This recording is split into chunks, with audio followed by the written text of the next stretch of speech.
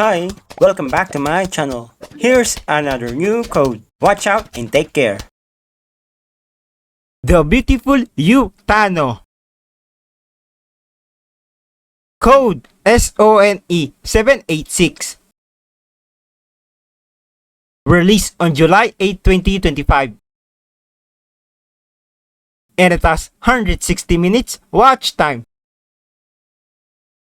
The story is about beautiful girl rides on a train.